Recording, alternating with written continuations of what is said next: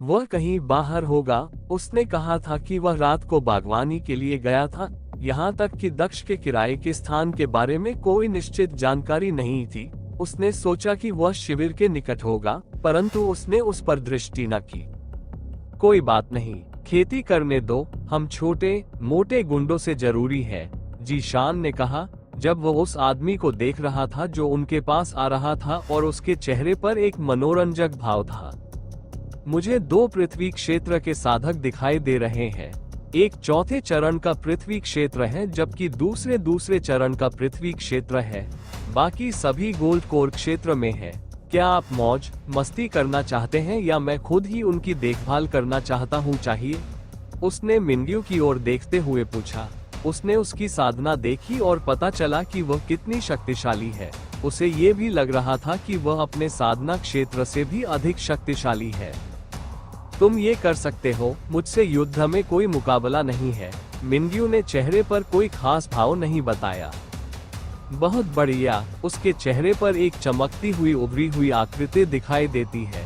उसने तलवारों को अपने हाथों में पकड़ लिया और आगे बढ़ाया। मैंने कभी नहीं सोचा था कि वे हमें इतनी जल्दी भुगतान कर देंगे। ऐसा लगता है कि बच्चे के सामान के बारे में हमने कभी नहीं सोचा था, लिलहू ने कहा जब उसने देखा कि 3 लोग अपने रेस्तरां से बाहर आ रहे हैं। तो क्या हुआ अगर उन्होंने हमें देख लिया? ऐसा नहीं है कि वे बच सकते हैं। अच्छा है कि वे भाग नहीं ले रहे हैं। हमसे परेशानी से बच सकते हैं, एक और आदमी ने हंसते हुए कहा। ऐसा लगता है कि लड़के के लिए बहुत उत्सुकता है, उनमें से एक ने कहा, जब उन्होंने जीशान को अपनी ओर दौड़ते देखा। जब उनके बीच की दूरी 30 मीटर से भी कम हो गई, तो उन्होंने देखा कि जीशान की गति अचानक कई गुना बढ़ गई और उन पर नजर रखना मुश्किल हो रहा था। वह आदमी ऐसा लग रहा था जैसे वह हवा के साथ डांस कर रहा हो और अपनी तलवारों को हल्की सुंदरता से कुरेद रहा हो। जिन लोगों पर उस आदमी ने हमला किया, वे एक के बाद एक अपनी गलती से मरते रहे। अपने दूसरे हाथ से जीशान ने अपने कमर से पार्टनर बैग को 3 बार थपथपाया। इन्हें मेरे लिए समर्थनो, गोरे, जीशान ने कहा, जैसे ही उसके बैग से एक चमकदार रोशनी और आत्मा भक्षी राक्षसों का रूप ले लिया। जबकि जीशान ने काफी संख्या में डाकुओं को मार प्लांट में रखा था, वाइटी ने भी बहुत से डाक को मार प्लांट में रखा था। आत्मा भक्षक भेड़िए ने लोगों को ऐसा महसूस कराया कि उनकी आत्मा को सैकड़ों जहरीले राक्षसों ने दस कर दिया है। जब वे भयंकर पीड़ा से गुजर रहे थे, तो आत्मा भक्षक भेड़ियों ने उनके शरीर को चीर डाला। वो लड़का, वो सरल नहीं है। ड्यूकी, जाओ उस लड़के का अंतिम प्रदर्शन। चौथे चरण के पृथ्वी क्षेत्र साधक ने दूसरे चरण के पृथ्वी क्षेत्र साधक से कहा। हाँ भाई म्यूजी, मैं विक्रेता की खोपड़ी कुचल दूंगा, डुकी नाम के व्यक्ति ने छोटे कद के व्यक्ति से कहा। जहां डुकी 7 फीट ऊंचा था, वहीं दूसरी ओर म्यूजियम आश्चर्यजनक रूप से केवल 4 फीट लंबा था। लेकिन चौधरी मुखिया के बाद खेती की खेती सबसे ऊंची थी, इसलिए किसी ने उनके मजाक का खुलासा नहीं किया। हूँ तुम जानवरों को संभालो, भाई म्यूज ने उस शख्स से आगे कहा कि किसने उन्हें दक्ष के ग्रुप के बारे में बताया था। हु एक पीक गोल्ड कोर रियल्म साधक था। हाँ, हो ने अपना सिर हिलाया और हाथ में खजाना लेकर आत्मा भक्षक भेड़िए की ओर दौड़ा।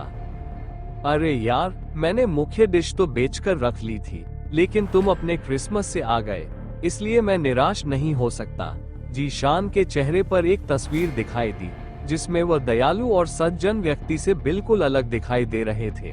वह अक्सर दिखाई देते थे, इस बार ऐसा लग रहा था कि वह फ्रैंक मौज मस्ती कर रही थी।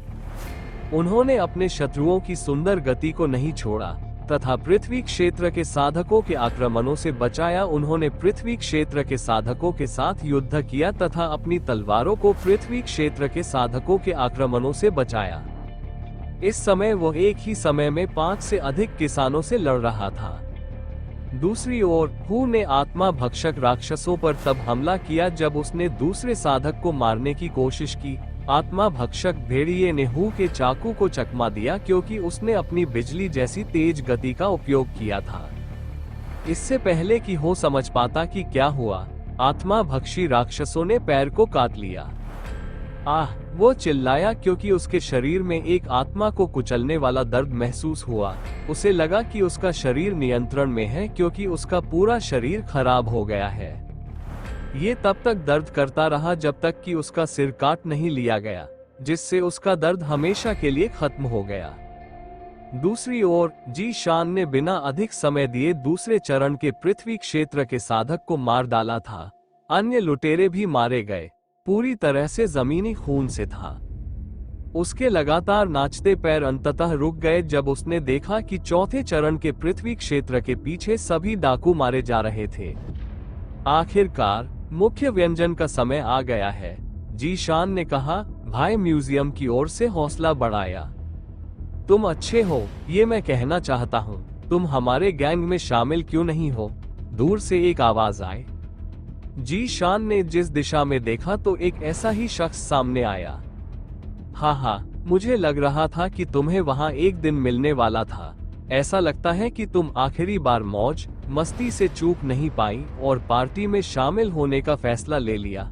जी शान ने डाकुओं के सरदार की ओर देखते हुए ठहाका लगाया। तुम कलाकार हो, लेकिन व्यवहार को तुम पर हावी होना दो बच्चों पर भारी पड़ता है। मैं देख रहा हूँ कि तुम छठे चरण के पृथ्वी क्षेत्र के साधक हो। यदि तुम हमारे साथ शामिल होने के लिए सहमत हो तो तुम अभी भी जीवित रह सकते हो। चीफ ने चेहरे पर मुस्कानहट के साथ जी शान को दिया जवाब। हाँ, मान लीजिए कि मैं आपका प्रस्ताव स्वीकार कर लेता हूँ, फिर क्या होगा? जी शान ने चेहरे पर भरी नजर से कहा। कुछ खास नहीं।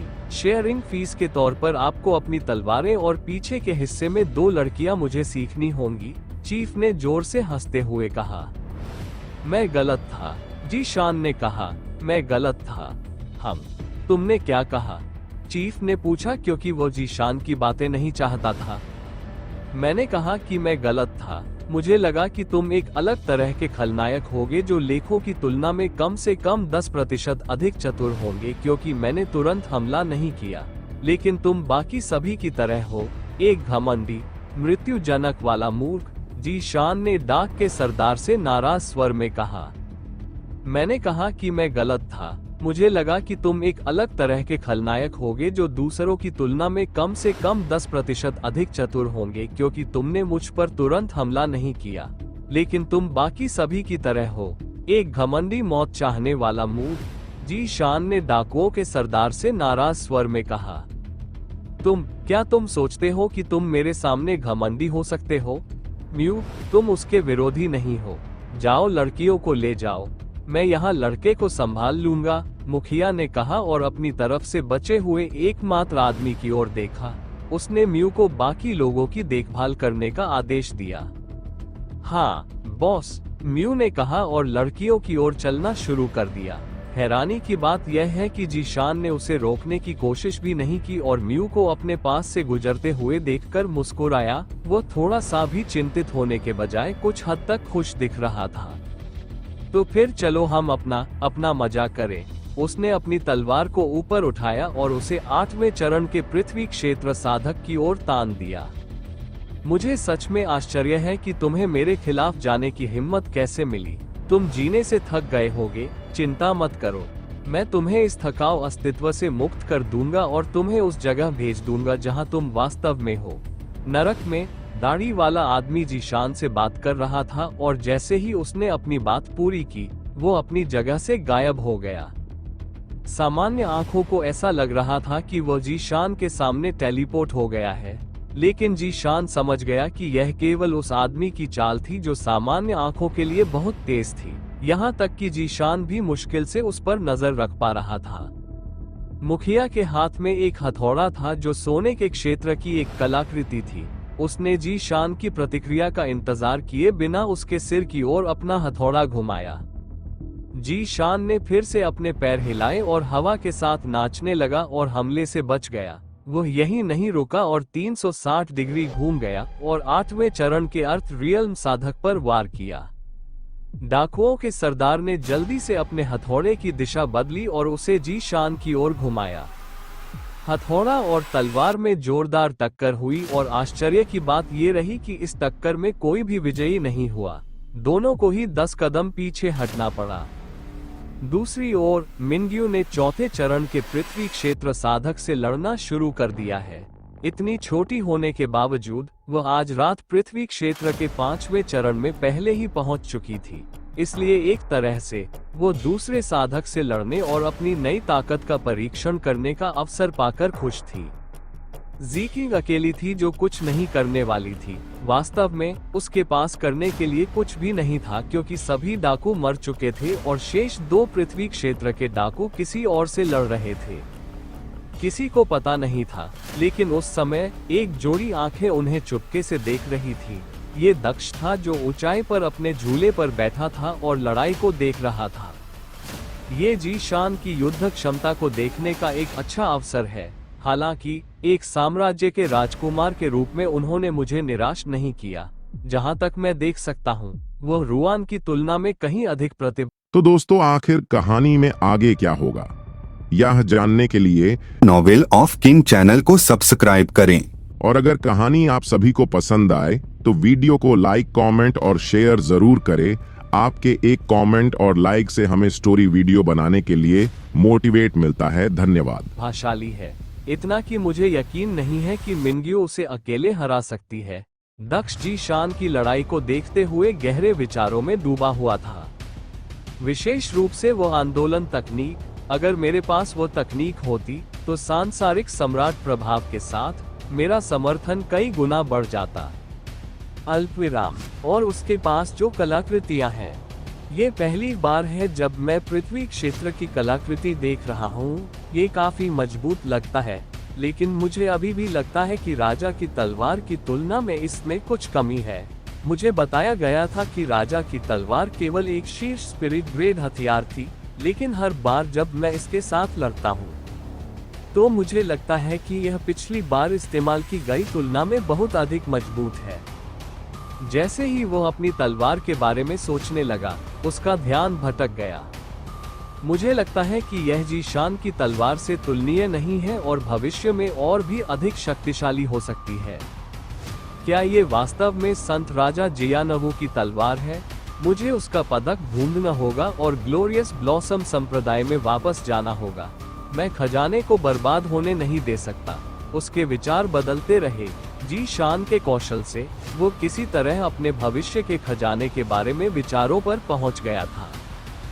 दक्ष अपने विचारों में खोया हुआ था, तभी उसने एक तेज चीख सुनी। उसने अपना ध्यान मिंग्यू की ओर लगाया और देखा कि चौथे चरण का पृथ्वी क्षेत्र साधक पहले ही मर चुका था। उसका शरीर जमीन पर पड़ा था और उसकी सीना पर तलवार का घाव था जिससे रक्त बह रहा था। अच्छा काम यू एर। वह मिंग्यू की धीरे से प्रशंसा करने से खुद को रोक नहीं सका। उसने अपना ध्यान वापस जीशान पर लगाया और देखा कि वह अभी भी अपनी लड़ाई में पूरी तरह डूबा हुआ था। हैरानी की बात यह थी कि डाकुओं का सरदार काफी कुशल था और जीशान के साथ बराबरी की लड़ाई लड़ रहा था। जीशान को गति और बेहतर कौशल का लाभ था, जबकि डाकुओं के सरदार को ताकत और उच्च साधना का लाभ था। मैं तुम्हें हमारे साथ आने का एक आखिरी मौका दे रहा हूँ। जो कुछ भी हुआ है उसके लिए मैं तुम्हें अभी भी माफ कर सकता हूँ। मुझे तुम्हारी तलवार की जरूरत नहीं है और मुझे 2 लड़कियों की भी जरूरत नहीं है। मेरे लिए सिर्फ एक लड़की ही काफी होगी और दूसरी को तुम रख सकते हो। मुखिया ने जीशान को एक और प्रस्ताव दिया, क्योंकि वह अपने हथौड़े को जीशान की तलवार से टकराता रहा, शायद इसलिए क्योंकि उसे एहसास हो गया था कि इस लड़ाई में उसका कोई फायदा नहीं है। मुझे खेद है, लेकिन मैं आपके प्रस्ताव को स्वीकार नहीं करूंगी। जीशान ने बिना सोचे समझे उसके प्रस्ताव को अस्वीकार कर दिया। तुम मुझे मजबूर कर रहे हो। मैं इसका इस्तेमाल नहीं करना चाहता था, लेकिन अब मुझे इसकी परवाह नहीं है। तुम्हें मर जाना चाहिए। दाढ़ी वाला आदमी गुस्से से आग बबूला हो गया और उसने अपना हथौड़ा और भी तेजी से घुमाना शुरू कर दिया। अल्पविराम। तुम मुझे मजबूर कर रहे हो। मैं इसका इस्तेमाल नहीं करना चाहता था, लेकिन अब मुझे इसकी परवाह नहीं है। तुम्हें मर जाना चाहिए। दाढ़ी वाला आदमी गुस्से से आग बबूला हो गया और उसने अपना हथौड़ा और भी तेजी से घुमाना शुरू कर दिया। जीशान के साथ लड़ते समय उसने चालाकी से एक ताबीज निकाला और जीशान पर फेंक दिया। जीशान उस आदमी के हमले को रोकने में व्यस्त था और जब तक उसने ताबीज को देखा बहुत देर हो चुकी थी। ताबीज फट गया और जीशान टूटी पतंग की तरह उड़ गया। वो अपने तंबू से टकराया, लेकिन फिर भी रुका नहीं। वापस उड़ते समय वह तंबू के कपड़े में फंस गया। वो अपनी मूल स्थिति से 100 मीटर दूर जा गिरा। दक्ष ने सब कुछ देखा और उसके चेहरे पर उदासी छा गई, लेकिन वह नीचे नहीं उतरा। उसे ऐसा नहीं लगा कि उसे नीचे उतरने की जरूरत है। चूंकि चीफ का प्रतिद्वंद्वी अभी भी ठीक था। एक 9 सूर्य अग्नि ताबीज। आप इस तरह के एक शक्तिशाली पृथ्वी ग्रेड उग्र को खोजने में सक्षम हैं। ये काफी दिलचस्प है। बहुत बुरा है कि यह कुछ भी नहीं के लिए बर्बाद हो गया है। कुछ दूरी से एक मजाकिया आवाज आए। प्रमुख ने उस ओर भौहें सिकोड़कर देखा, क्योंकि उसने देखा कि जीशान ऐसे खड़ा था जैसे उसे जरा भी चोट नहीं लगी हो। तुम अभी तक कैसे जीवित हो? तुम्हारे गोल्ड ग्रेड कवच को भी तुम्हारे साथ ही तावीज द्वारा नष्ट कर दिया जाना चाहिए था। ये कैसे संभव है? दाढ़ी वाले आदमी ने अपने चेहरे पर अविश्वास का भाव दिखाते हुए कहा। उसे अपनी आंखों पर विश्वास नहीं हो रहा था। ओह, क्या तुम इस बारे में बात कर रहे हो? हाँ, ये तुम्हारा है कि मेरा कवच नष्ट हो गया है। जीशान ने अपना कवच उतारते समय निराशा में अपना सिर हिलाया। कवच में एक बड़ा छेद स्पष्ट था, लेकिन दाढ़ी वाले मामा आदमी का ध्यान उस ओर नहीं गया। अल्पविराम। ये और भी बेहतर दिखने वाला कवच था जो सोने के कवच को हटाने के बाद नजर आया। दूसरे कवच पर विभिन्न स्पिरिट पैटर्न थे जो चमक रहे थे और कवच को और अधिक रहस्यमयी रूप दे रहे थे। शुक्र है कि मेरे पास एक और कवच था जिसने मेरी मदद की। तो क्या हुआ अगर गोल्ड ग्रेड आर्टिफैक्ट मेरी मदद नहीं कर सका? मेरा अर्थ ग्रेड कवच काम करेगा, जीशान ने मुस्कुराते हुए कहा, क्योंकि उसने नष्ट हुए कवच को अपनी स्टोरेज रिंग में रखा और दाढ़ी वाले आदमी की ओर चलना शुरू कर दिया। ऐसा क्यों लगता है कि जीशान को शेखी बघारने में मजा आता है? सबसे पहले यह उसका जानवर था और अब उसकी पृथ्वी ग्रेड कलाकृति। दक्ष खुद को हल्के से हंसने से नहीं रोक सका, क्योंकि उसने जीशान को देखा था। तो क्या हुआ अगर तुम ताबीज से बच गए हो? मैं फिर भी तुम्हें मार डालूंगा। दाढ़ी वाला आदमी भगवान का हथौड़ा लेकर जीशान की ओर दौड़ने लगा, लेकिन जैसे ही दाढ़ी वाले आदमी ने उस पर अपना हथौड़ा घुमाया, जीशान ने कुशलता से हमले को चकमा दिया और आदमी की पीठ के पीछे दिखाई दिया और अपनी हथेली से उसकी पीठ पर हल्के से वार किया। दाढ़ी वाला आदमी पीछे मुड़ा, लेकिन उसने जो देखा उससे वह चौंक गया। उसका मुंह खुला का खुला रह गया। उसने देखा कि जीशान एक काया की तरह उससे दूर भाग रहा था। तुम काया हो? तुम कहाँ भाग रहे हो? आओ और एक आदमी की तरह मेरा सामना करो। वह आदमी जोर से दहाड़ते हुए जीशान को घूरने लगा। मैं भाग नहीं रहा हूँ, मैं तो बस अपनी जान बचा रहा हूँ, जीशान ने जवाब दिया, लेकिन उसने भागना बंद नहीं किया। क्या? दाढ़ी वाले आदमी ने अभी एक शब्द ही बोला था कि एक जोरदार धमाका हुआ। उसका पूरा शरीर उड़ गया और उसके जले हुए शरीर के अंग बेतरतीब ढंग से जमीन पर गिर पड़े। विस्फोट की रेंज 20 मीटर तक थी। आग के बड़े बादल को गायब होने में ज्यादा समय नहीं लगा। दाढ़ी वाला आदमी गायब हो गया था और उस स्थान पर एक बड़ा गड्ढा छोड़कर कुछ भी नहीं बचा था। भाई चेन, आप कब तक निरीक्षण करते रहेंगे? मुझे लगा कि आप भी इस मजे में शामिल होंगे, जीशान ने एक निश्चित दिशा में ऊपर की ओर देखते हुए मुस्कुराते हुए कहा। मैं इतने भयंकर साधकों से अकेले लड़ने के लिए बहुत कमजोर हूँ। हालांकि तुम्हें लड़ते हुए देखना मजेदार था। मुझे कहना होगा कि तुम काफी साधन संपन्न हो। दक्ष ने मुस्कुराते हुए नीचे छलांग लगाई और जीशान के सामने जा गिरा। हाँ, मेरी पहचान मुझे ऐसी कलाकृतियों और तावीजों का मालिक बनाने में सक्षम बनाती है। जब तुम मेरे साम्राज्य में आओगे तो मैं भाई चेन को कुछ अच्छे ला सकता हूँ। जीशान ने अपने चेहरे पर शर्मिंदगी भरी नजर डाली। ये ठीक है, मैं कलाकृतियों का बहुत शौकीन नहीं हूँ। मुझे लगता है कि मैं और मेरी तलवार इस समय के लिए पर्याप्त है। दक्ष ने मुस्कुराते हुए आगे कदम बढ़ाया। अभी रात बाकी है, चलो सो जाएं, दक्ष ने आगे बढ़ते हुए कहा। जी स्लैब ने अपना सिर हिलाया और अपनी पृथ्वी ग्रेड तलवार और पृथ्वी ग्रेड कवच को अपने भंडारण रिंग में वापस रख दिया, लेकिन वह दंग रह गया क्योंकि उसने महसूस किया कि उसका तंबू पहले से ही उसके कारण नष्ट हो गया था। ज्यादा मत सोचो, मिंग्यू और जिक्विंग एक ही तंबू में रह सकते हैं और तुम बाकी वाले में रह सकते हो, दक्ष ने जीशान के कंधे पर हाथ रखते हुए कहा। मिंग्यू, क्या तुम रात के लिए जिकिंग के साथ उसके तंबू में रह सकते हो? उसने मिंग्यू को आवाज दी और पूछा। ठीक है, मिंग्यू ने अपना सिर हिलाया। हाँ, यह अच्छी बात है। हम लड़के एक टेंट में रहेंगे जबकि आपकी पत्नियां दूसरे टेंट में रहेंगी, जीशान ने चेहरे पर एक चमकदार मुस्कान के साथ कहा। आह, इसकी कोई जरूरत नहीं है, तुम पूरी जगह अपने लिए ले सकते हो, मेरे दिमाग में एक और जगह है, दक्ष ने जवाब दिया। आह, मैं समझ गया, तुम अपनी पत्नियों के साथ कुछ अच्छा समय बिताना चाहते होगे। जीशान ने ऐसा व्यवहार किया जैसे उसे अभी कुछ एहसास हुआ हो। उसने दक्ष को आंख मारी, वह मिंग्यू के तंबू की ओर चला गया। दक्ष समझ गया कि जीशान क्या सोच रहा था, लेकिन उसने कोई स्पष्टीकरण नहीं दिया। भाभी, आपको तंबू से कुछ भी ले जाने की जरूरत नहीं है, जीशान ने प्रवेश करने से पहले मिंग्यू से पूछा। कुछ नहीं, तुम अंदर जा सकते हो, मिंग्यू ने उसे जवाब दिया। अल्पविराम, जीशान तंबू में घुस गया और तीनों को बाहर ही खड़ा छोड़ गया। क्या आपकी सफलता सफल रही? जिक्विंग ने पूछा जब दक्ष उनके पास पहुंचा। हाँ, मैं पहले चरण से ही पृथ्वी क्षेत्र के उन्नत पहले चरण में पहुंच गया। मैं वापस आने ही वाला था कि मैंने देखा कि कुछ लोग शिविर की ओर भाग रहे हैं। हालांकि आपकी प्रतिक्रिया काफी तेज थी, दक्ष ने मुस्कुराते हुए कहा। उसने दोनों की पीठ पर हाथ रखा और उनके तंबू के अंदर प्रवेश किया।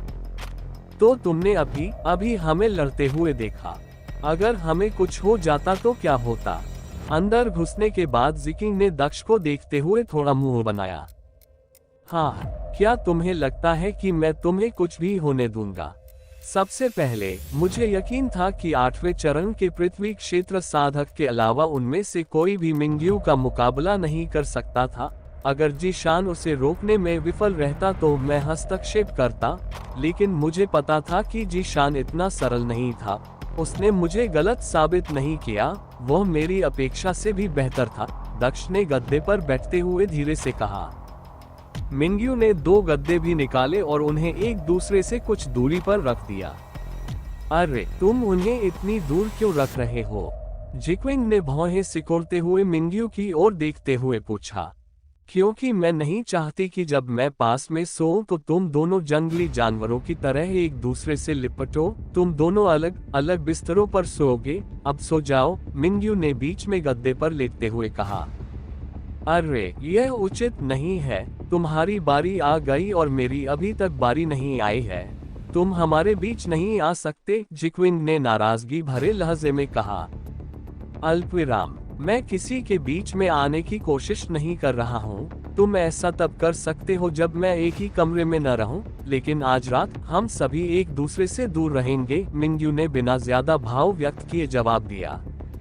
अरे, मैं समझती हूँ कि तुम क्यों कहती हो कि हम नहीं कर सकते, लेकिन साथ में सोने के बारे में क्या?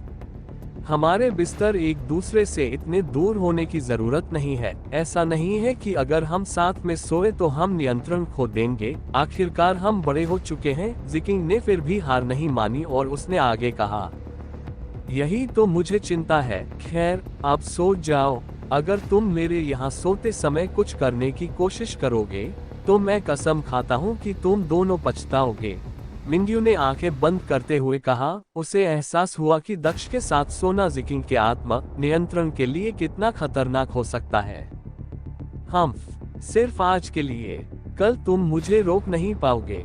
मैं 2 अतिरिक्त टैंक लगवा दूंगी ताकि यह स्थिति फिर न हो, जिक्विंग ने झुंझलाहट में कहा और वह बाईं ओर गद्दे की ओर चली गई जबकि दक्ष दाईं ओर गद्दे पर लेट गया। शुरू से लेकर अंत तक उन्होंने कुछ नहीं कहा क्योंकि वह खुद ऐसा नहीं करना चाहते थे। वह अपनी इस छोटी सी सफलता के बाद काफी थक गया था और बस सोना चाहता था। वह इस बात से काफी खुश था कि स्थिति कैसी हो गई। उसने अपनी आंखें बंद कर ली और तुरंत सो गया। रात बीत गई और सुबह हुई और सूरज आसमान में उगाया। सभी लोग जाग चुके थे और आश्चर्य की बात यह थी कि लॉन्गचेन आज सबसे अंत में जागा था। उन्होंने नाश्ता किया और जाने के लिए तैयार हो गए। जीशान कुछ हिचकिचाहट के बाद फिर से आत्मा भक्षण करने वाले भेड़िए के ऊपर चढ़ गया, जबकि दक्ष जिकिंग और मिंग्यू के साथ गाड़ी के अंदर आराम से बैठ गया। वे आधे दिन से अधिक समय तक यात्रा करते रहे और अंततः वेक्सिन साम्राज्य पहुंच गए। जल्द ही हम वेशियन साम्राज्य के अंदर होंगे। क्या अब तुम हमें बता सकते हो कि तुम यहाँ क्यों आना चाहते थे? जिक्विंग ने दक्ष से पूछा, जबकि उनकी गाड़ी वेशियन साम्राज्य के प्रवेश द्वार पर गाड़ियों की लंबी कतार में रुकी हुई थी। कोई जटिल कारण नहीं है। वेक्सिन किंगडम में आने का मेरा कारण जीशान के समान ही है, दक्ष ने जिक्विंग को उत्तर दिया। जीशान के कारण जैसा ही? क्या आप ये कह रहे हैं कि आप भी वेक्सिन साम्राज्य में मौजूद जानवरों को वश में करने वाले हॉल की शाखा में शामिल होना चाहते हैं? जिकिंग ने अपने चेहरे पर संदेह भरी नजर से पूछा। ठीक है, यह मेरे लक्ष्य का एक हिस्सा है, लेकिन मेरा असली लक्ष्य नहीं है। मेरा अंतिम लक्ष्य अलग है, दक्ष ने अपने चेहरे पर एक विचारशील भाव के साथ कहा। तुम्हारा असली लक्ष्य क्या है? जिक्विंग ने अपने चेहरे पर उलझन भरी नजर से पूछा, यहाँ तक कि मिंग्यू ने भी ध्यान देना शुरू कर दिया था। आपको क्या लगता है कि इस समय हमें सबसे ज्यादा किस चीज की जरूरत है? कोई ऐसी चीज जिसकी हमें कमी है? दक्ष ने जवाब देने के बजाय पूछा। मुझे समझ नहीं आया। जानवरों के हॉल के अंदर हमें ऐसा क्या मिल सकता है जिसकी हमें कमी है? हमारे पास पैसा है, हमारे पास परिवहन है, हमें और क्या चाहिए? जिकिंग अभी भी समझ नहीं पाया कि वह किस बारे में बात कर रहा था। हमारे पास परिवहन का कोई तेज साधन नहीं है। हालांकि आपका डेविल हंटर जानवर सबसे तेज जानवरों में से एक है, लेकिन हम इसका उपयोग नहीं कर सकते। क्या आप वहां किसी जानवर को वश में करने की उम्मीद कर रहे हैं? मिंग्यू ने अचानक कहा। तुम कुछ हद तक सही हो, मुझे एक जानवर चाहिए, लेकिन कोई सामान्य जानवर नहीं। मैं उनका सबसे अच्छा जानवर लेना चाहता हूँ, दक्ष ने मुस्कुराते हुए कहा। मैं उनका सबसे शक्तिशाली उड़ने वाला जानवर प्राप्त करना चाहता हूँ। मुझे सन स्वैलोइंग होना चाहिए। मुझे लगा कि हमें तेज और अधिक सुविधाजनक यात्रा के लिए वास्तव में एक उड़ने वाले जानवर की आवश्यकता है, और मैंने एक किताब में पढ़ा है कि बीस्ट हॉल की वेक्सिन किंगडम शाखा में एक ऐसा जानवर है जो मुझे पसंद आ सकता है, दक्ष ने आगे कहा। सूर्य को निगलने वाला कोंडो। क्या आपको लगता है कि शाखा मास्टर आपको उनकी बेशकीमती संपत्ति लेने देगा? जिकिंग इस योजना के बारे में संदेह करने से खुद को रोक नहीं सका। ये देना उसका काम नहीं है। जब समय आएगा तब तुम देख लोगे, दक्ष ने मुस्कुराते हुए जवाब दिया। उसके बाद उन्होंने ज्यादा बात नहीं की और जीशान के साथ यात्रा करते हुए चुप रहे। दक्ष ने जीशान को पहले ही बता दिया था कि उनका गंतव्य भी बीस्ट टैमिंग हॉल ही है, और उसने गाड़ी के ड्राइवर को निर्देश दिया था कि वह अपनी यात्रा के बाकी हिस्से के लिए जीशान के नेतृत्व का पालन करे। अल्पविराम। उसके बाद उन्होंने ज्यादा बात नहीं की और जीशान के साथ यात्रा करते हुए चुप रहे। दक्ष ने जीशान को पहले ही बता दिया था कि उनका गंतव्य भी बीस्ट टैमिंग हॉल ही है, और उसने गाड़ी के ड्राइवर को निर्देश दिया था कि वह अपनी यात्रा के बाकी हिस्से के लिए जीशान के नेतृत्व का पालन करे। हालांकि beast taming hall vaccine kingdom के अंदर था, लेकिन अधिकांश प्रमुख संप्रदायों के विपरीत ये राज्य की राजधानी में स्थित नहीं था। इसके बजाय बीस्ट टैमिंग हॉल की शाखा राज्य के बाहरी इलाके में स्थित थी। दुर्भाग्यवश ये राज्य के उत्तरी भाग में था और वे वहां से राज्य के दक्षिण की ओर से प्रवेश कर गए थे, इसलिए उन्हें राज्य को पार करना पड़ा। तो दोस्तों, आखिर कहानी में आगे क्या होगा, यह जानने के लिए नॉवेल ऑफ किंग चैनल को सब्सक्राइब करें। और अगर कहानी आप सभी को पसंद आए तो वीडियो को लाइक, कमेंट और शेयर जरूर करें। आपके एक कमेंट और लाइक से हमें स्टोरी वीडियो बनाने के लिए मोटिवेट मिलता है। धन्यवाद। वे 1 मिनट के लिए भी नहीं रुके और विभिन्न शहरों से यात्रा करते रहे। अधिकांश नागरिक जिन्होंने जीशान को आत्मा भक्षी भेड़िए पर सवार देखा, वे चौंकने के बजाय अधिक डर गए। भले ही राज्य के अंदर जानवरों को वश में करने का हॉल था, फिर भी उनके लिए इतना भयंकर जानवर देखना काफी दुर्लभ था। अधिकांश नागरिकों ने यह मान लिया कि वह लड़का बीस्ट हॉल का कोई महत्वपूर्ण व्यक्ति होगा, और उन्होंने उसका रास्ता रोकने की हिम्मत नहीं की। एकमात्र समस्या कुछ गार्डों की थी जो कभी कभी उन्हें रोककर उनके बारे में पूछताछ करते थे।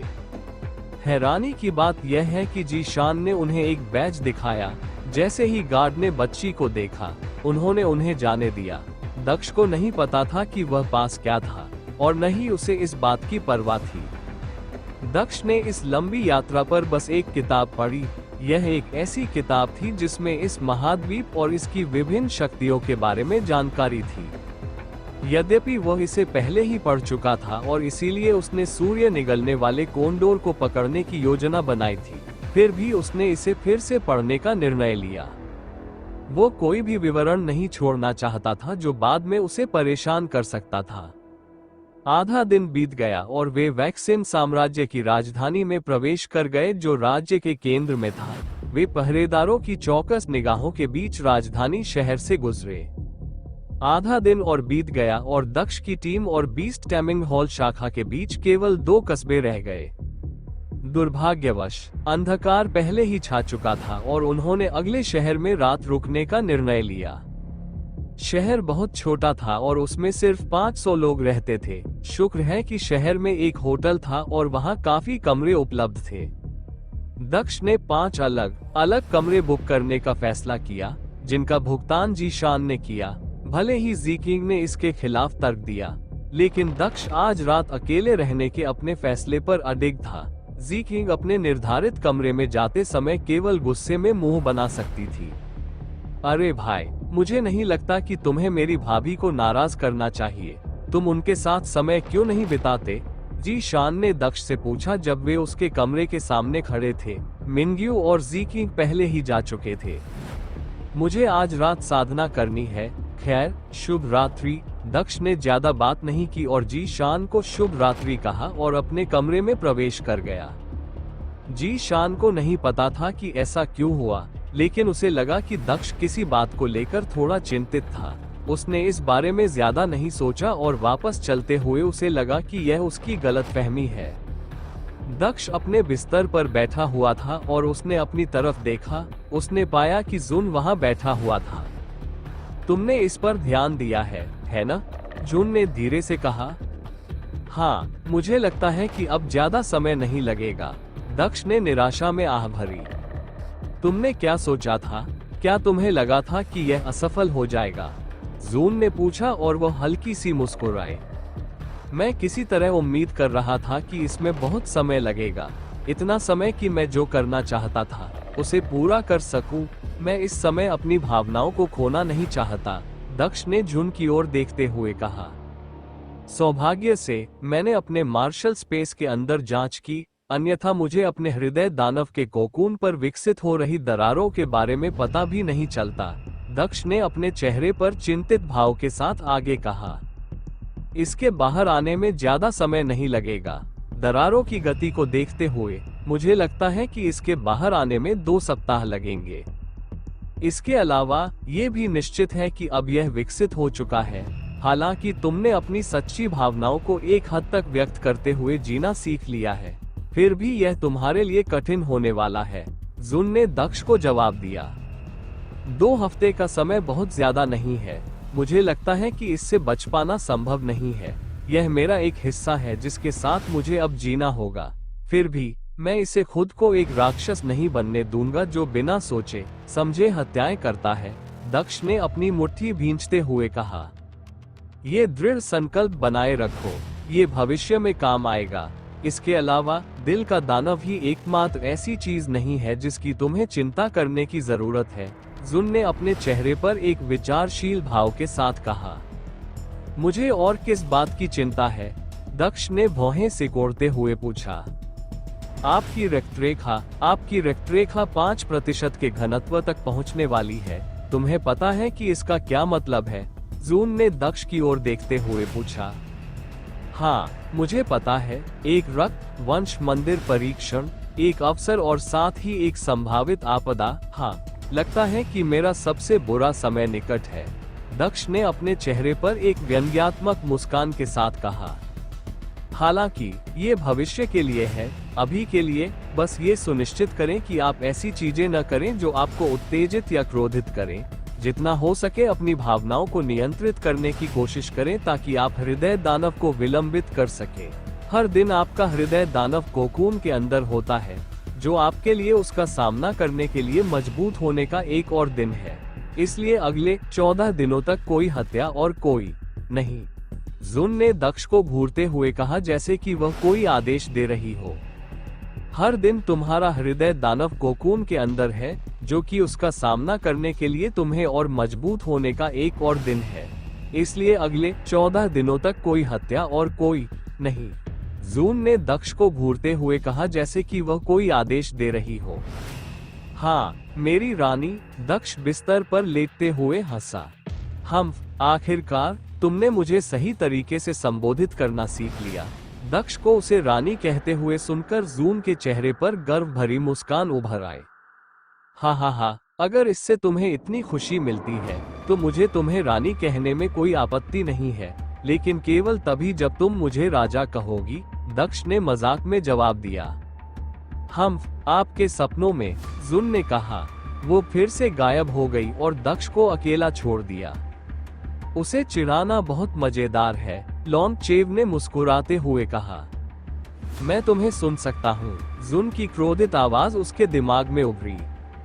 मैं मजाक कर रहा था, दक्ष ने अपने चेहरे पर एक व्यंग्यात्मक मुस्कान के साथ उत्तर दिया। जून ने कोई जवाब नहीं दिया। कुछ देर बाद दक्ष सो गया। बहुत दूर एक ब्रह्मपूर्ण महल था जो 1000 मीटर से भी ज्यादा ऊंचा था। इसकी दीवारें इतनी लंबी थी, वे जहां तक नजर जाती थी वहां तक जाती थी। महल बादलों से ढका हुआ था। महल के अंदर एक आदमी बालकनी पर खड़ा था। वह आसमान की ओर देख रहा था। आसमान में 10 चमकते हुए तारे थे, लेकिन उनमें से एक बाकी 9 से ज्यादा खास दिख रहा था। 10वां तारा शेष 9 की तुलना में अधिक चमक रहा था तथा अन्य की तुलना में ऊंचे स्थान पर था।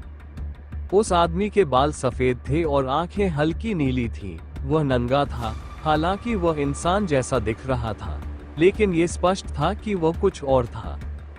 उस आदमी के हाथ सामान्य मानव जैसे नहीं थे, बल्कि उसके पंजे थे। उसकी त्वचा सफेद थी और शरीर पर काली धारियां थीं। क्या तुम्हें 10वें देव जानवर के बारे में पता चला? आदमी ने किसी से पूछा, लेकिन ये स्पष्ट नहीं था कि वह किससे बात कर रहा था। नहीं महाराज, हमने अपने सभी संसाधनों का उपयोग करने की कोशिश की, लेकिन हम 10वें जानवर के ऊर्जा स्रोत को नहीं खोज पाए। ऐसा लगता है कि उसे गहरे रसातल ने निगल लिया है और उसकी ईश्वरीय ऊर्जा का एक औंस भी रसातल से बाहर नहीं निकल सकता, किसी ने उत्तर दिया। फीनिक्स कबीले और अन्य लोगों से बात करो, देखो कि क्या उन्हें कुछ मिलता है, उसने हल्के से कहा। हालांकि वह धीमी आवाज में बोल रहा था, लेकिन उसकी आवाज में एक अजीब ऊर्जा थी जो लोगों को बिना शर्त उसकी बात मानने पर मजबूर कर देती थी। हाँ महाराज, मैं अभी जाऊंगा, जवाब आया। इसके बाद कुछ नहीं कहा गया और वो आदमी चुपचाप 10वें तारे को देखता रहा। रात चुपचाप बीत गई। सुबह होते ही दक्ष जाग उठा। उसने अपने कपड़े बदले और अपने कमरे से बाहर निकल आया। उसने मिंग्यू के दरवाजे पर दस्तक दी और पाया कि वह भी उठ चुकी थी और जाने के लिए तैयार थी। वह जिकिंग के दरवाजे पर दस्तक देने ही वाला था, लेकिन इससे पहले कि उसका हाथ दरवाजे को छू पाता, दरवाजा खुल गया। दक्ष का दरवाजा दरवाजे के बजाय जिकिंग की सीना से टकराया, जिससे जिकिंग के मुंह से चौंकने वाली आवाज निकली। मुझे नहीं पता था कि इतनी सुबह इतनी उत्तेजित हो सकती है। खैर, हमारे पास अभी भी कुछ समय है, तुम अंदर क्यों नहीं आओगे? जिकिंग ने मोहक लहजे में कहा और उसने दक्ष की आंखों में देखा। क्षमा करें, लेकिन अभी समय नहीं है। यह अच्छा है कि आप तैयार हैं, हम जल्द ही निकलेंगे, दक्ष ने कहा। उसने जीक्विन की बातों को नजरअंदाज किया और वापस मुड़ा। वह जीशान के कमरे की ओर चला गया और दरवाजा खटखटाया। आप किसी के लिए देख रहे हैं? दरवाजा नहीं खुला, लेकिन दक्ष के कंधे पर किसी ने थपथपाया। उसने उस आवाज को पहचान लिया। तुम पहले से ही बाहर हो? दक्ष ने मुस्कुराते हुए पीछे मुड़कर देखा। उसने पाया कि जीशान उसके पीछे खड़ी थी। हाँ, मैं सुबह की सैर के लिए निकला था और इस बीच हमने होटल से चेक आउट कर लिया। हम किसी भी समय जाने के लिए स्वतंत्र हैं, जी शान ने जवाब दिया। दक्ष ने प्रशंसा में अपना सिर हिलाया। वे सभी होटल से बाहर निकले और फिर से अपनी यात्रा शुरू की। उन्होंने बिना रुके यात्रा की और 4 घंटे की यात्रा के बाद वे अंततः बीस्ट पर्वत पर पहुंच गए। बीस्ट माउंटेन वह स्थान था जहां बीस्ट हॉल स्थित था। ऐसा कहा जाता था कि बीस्ट हॉल बीस्ट माउंटेन की चोटी पर स्थित था। दक्ष और अन्य लोग पहाड़ के नीचे खड़े होकर आगे के रास्ते को देख रहे थे। गाड़ी अब और आगे नहीं जा सकती, हमें पहाड़ की चोटी तक पैदल ही जाना होगा, जी शान ने कहा। ऐसा ही लगता है, आगे की स्थिति बहुत खराब है, हम केवल पैदल ही आगे बढ़ सकते हैं, दक्ष ने जवाब दिया। रॉन, अब हम पैदल ही निकलेंगे, 2 दिन यहीं रुको और अगर हम वापस नहीं आए तो पास के शहर में जाकर आराम करो, दक्ष ने गाड़ी वाले से कहा। रॉन ने सहमति में अपना सिर हिलाया। वे सभी पैदल ही पहाड़ की चोटी की ओर चल पड़े और रॉन को पीछे छोड़ दिया। जी शान ने दक्ष और अन्य लोगों के साथ जाने के लिए अपने आत्मा भक्षक भेड़िए को अपने पशु बैग के अंदर रखा था। वे सभी मजबूत साधक थे, इसलिए उन्हें पहाड़ पर चढ़ने में कोई कठिनाई नहीं हुई। उन्होंने पहाड़ की चोटी तक की यात्रा 2 घंटे से भी कम समय में पूरी कर ली और अंततः उन्हें बीस्ट हॉल का दृश्य देखने को मिला। बीस्ट हॉल एक हॉल से कम और एक पूर्ण संप्रदाय से ज्यादा दिखता था। ये ग्लोरियस ब्लॉसम संप्रदाय से कई गुना बड़ा था। यदि बीस्ट हॉल की एक भी शाखा इतनी बड़ी है तो मुख्य बीस्ट हॉल कितना बड़ा होगा। दक्ष बीस्ट हॉल को देखते हुए आश्चर्य से खुद को रोक नहीं सका। शानदार है ना? जी शान हंस पड़ा जब उसने दक्ष के आश्चर्यचकित चेहरे को देखा। ये बहुत अच्छा है, दक्ष ने मुस्कुराते हुए जवाब दिया। वे संप्रदाय के प्रवेश द्वार की ओर चले गए। दरवाजे पर खड़े पहरेदारों ने उन्हें देख लिया। तुम कौन हो? तुम यहाँ क्या कर रहे हो? उन्होंने पूछा जब दक्ष और अन्य लोग पास आए। तुम कौन हो? तुम यहाँ क्या कर रहे हो? उन्होंने पूछा जब दक्ष और अन्य लोग पास आए। मैं दूसरा राजकुमार जी शान हूँ, धधकते सूर्य साम्राज्य से। मैं यहाँ बीस्ट हॉल में शामिल होने आया हूँ। जी शान आगे बढ़ा और अपना परिचय दिया। उन्होंने अपना शाही चिन्ह दिखाया जिससे उनकी पहचान प्रमाणित हुई। ब्लेजिंग सन एम्पायर के राजकुमार, कृपया 1 मिनट रुकें, महाराज, मैं एल्डर जून को इसके बारे में सूचित करूंगा, गार्ड ने कहा। उसने जोर से सीटी बजाई और एक छोटा सा बाज उसकी ओर उड़ता हुआ आया। बाज का आकार धरती पर पाए जाने वाले आम बाज जितना ही था। गार्ड ने एक पत्र लिखा और उसे बाज के पैर में बांध दिया। ये पत्र एल्डर जून के पास ले जाओ, उसने चील से कहा। चील ने अपने पंख फैलाए और पशुशाला के अंदर उड़ गई। जी शान और बाकी लोग बाहर इंतजार कर रहे थे, लेकिन उन्हें ज्यादा देर तक इंतजार नहीं करना पड़ा। तभी एक लंबा और मजबूत कद काठी वाला आदमी संप्रदाय से बाहर आया। उस आदमी ने हरे रंग का लबादा पहना हुआ था, जिसके सीने पर एक प्रतीक बना हुआ था जो फीनिक्स जैसा दिख रहा था। एल्डर वहीं खड़े रहे और कुछ क्षण तक जी शान को देखते रहे। राजकुमार जी शान, मैं तुम्हें यहाँ देखकर बहुत खुश हूँ। मैंने कभी नहीं सोचा था कि तुम हमारी शाखा में शामिल होने आओगे, लेकिन अब जब मैं इसके बारे में सोचता हूँ तो ये समझ में आता है। दूसरी शाखा आखिरकार उत्तरी चंद्र साम्राज्य में है। अंदर आओ, एल्डर ने कहा। जी शान ने मुस्कुराते हुए दूसरों की ओर देखा। चलो चले दोस्तों, जी शान ने कहा।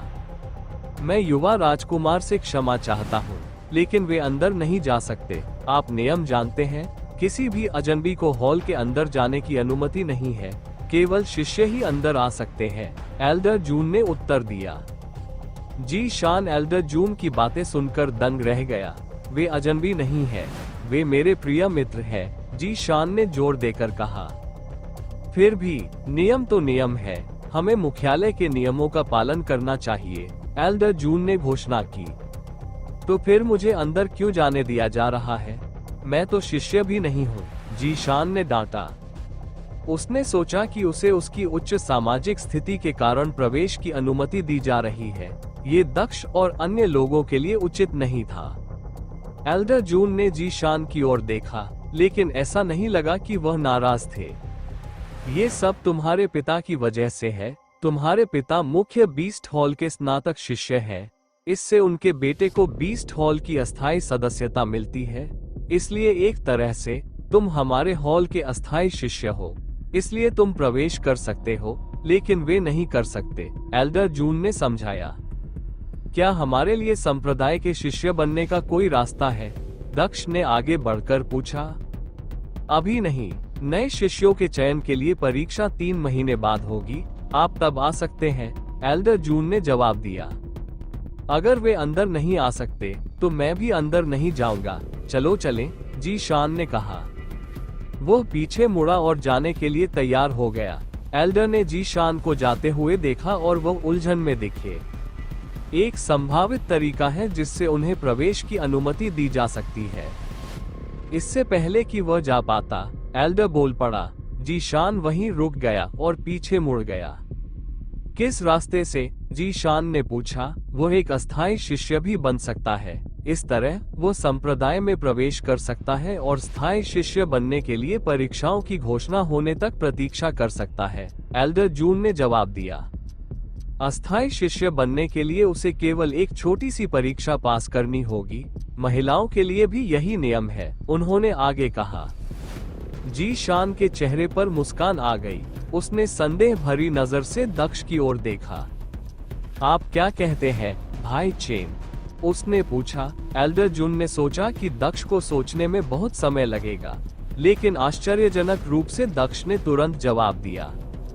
यह कोई विकल्प न होने से बेहतर है। मैं उस परीक्षा में भाग लूंगा, दक्ष ने कहा।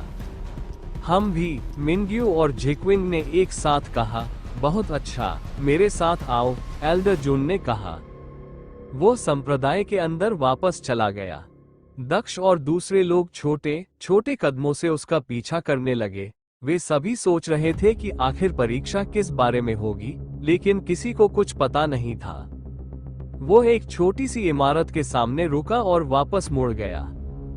क्या आप जानते हैं कि एक अच्छे पशु पालक में मुख्य गुण क्या होना चाहिए? एल्डर जून ने पूछा। जब वो उत्तर की प्रतीक्षा कर रहा था तो उसके चेहरे पर एक प्रसन्न मुस्कान स्पष्ट दिख रही थी। ताकत, जी शान ने उत्तर दिया। एल्डर जून ने आह भरते हुए अपना सिर हिलाया।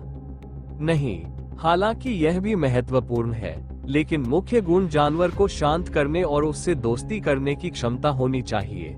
ताकत आपको जानवर को वश में करने में मदद कर सकती है, लेकिन जब तक जानवर वश में नहीं होना चाहता, तब तक वह हमेशा मरना चुन सकता है, उन्होंने समझाया। उन्होंने आगे कहा, महत्वपूर्ण बात यह है कि आप किसी जानवर के इतने करीब पहुंच जाएं कि उसे आपके द्वारा वश में किया जाना मरने से बेहतर लगे। अन्य लोग उसकी बातें बड़ी रुचि से सुन रहे थे। यही परीक्षा होगी। मेरे पीछे की इमारत में सैकड़ों कमरे हैं और हर कमरे में एक ऐसा जानवर है जिसे वश में नहीं किया गया है। कुछ जानवर हिंसक हो सकते हैं जबकि अन्य काफी शांत हो सकते हैं। इसलिए परीक्षा आपकी किस्मत पर भी निर्भर हो सकती है, उन्होंने आगे इशारा किया। आप तीनों में से कोई भी कमरा चुनकर प्रवेश कर सकते हैं। जानवरों को पूरा खाना दिया जाता है।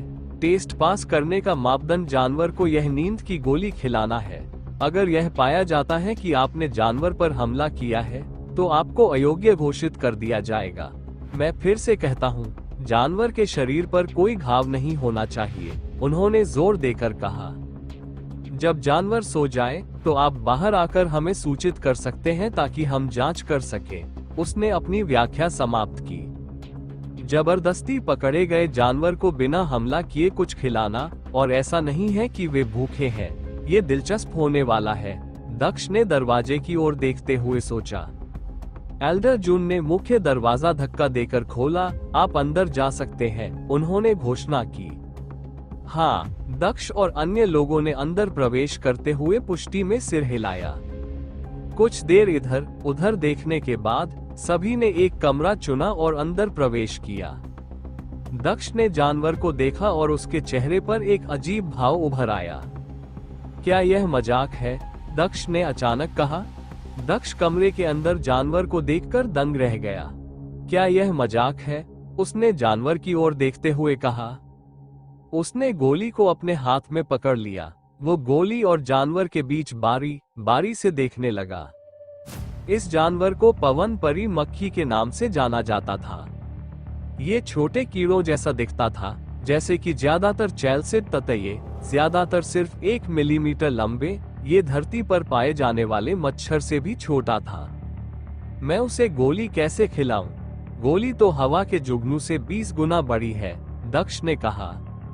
वो जानवर को देखकर चौंक गया और सोचने लगा कि वह क्या कर सकता है।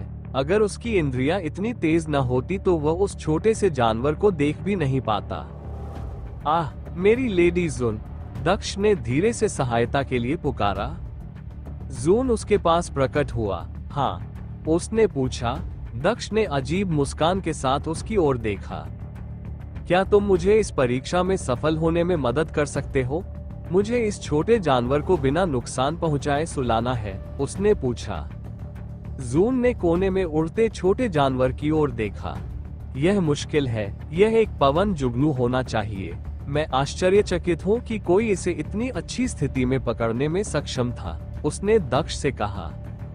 आमतौर पर वे किसी को नुकसान पहुंचाने के लिए बहुत कमजोर होते हैं, लेकिन उनकी सुरक्षा भी कमजोर होती है।